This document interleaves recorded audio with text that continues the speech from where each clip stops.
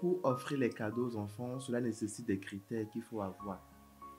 Déjà, il est important d'offrir un cadeau à l'enfant en tenant compte de l'âge que l'enfant a. Parce que le cadeau que vous voulez offrir à votre enfant de 5 ans ne sera pas le même que vous allez offrir à votre enfant de 10 ans, de 15 ans et que sais-je encore. Donc la première chose, c'est l'âge. Il faut tenir compte de l'âge. La seconde chose aussi, c'est le niveau d'instruction de l'enfant. Parce que la manière de décoder un cadeau, un jouet, ne sera pas le même chez un enfant de CP comme chez un enfant de CM2 ou en classe secondaire. Il faut aussi voir quels sont les goûts de l'enfant, quelles sont les aptitudes sociales, psychologiques et intellectuelles de l'enfant. Un enfant qui aime beaucoup plus s'amuser en tant que médecin ou en tant que forgeron, en tant que mécanicien, il faut aller dans ce sens. D'accord?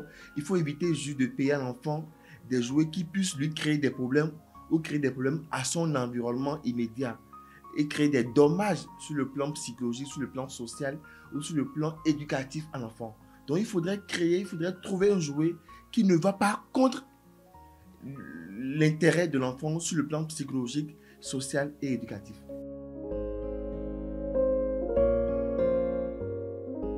Un enfant en classe de primaire ne peut pas utiliser un jouet qui soit fortement orienté vers la technologie.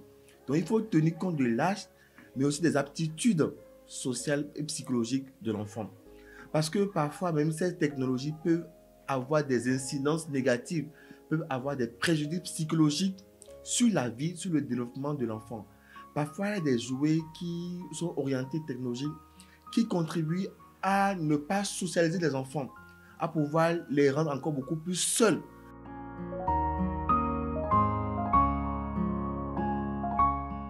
On constate que les parents, à tort ou à raison, ou peut-être en fonction de leurs moyens, offrent des poupées, beaucoup plus de poupées aux filles. Ce n'est pas mauvais en soi. Ça permettra peut-être à l'enfant, fille, en fonction de son âge, d'apprendre peut-être à prendre soin d'un enfant quand elle sera grande. Mais ce n'est pas toujours bien de typer l'enfant fille en fonction du jouet qu'on lui offre. On peut offrir les mêmes jouets à l'enfant garçon comme à l'enfant fille aussi. On va pas, aujourd'hui, nous sommes au temps du genre où on peut offrir à l'enfant fille un jouet, le même jouet à l'enfant garçon aussi.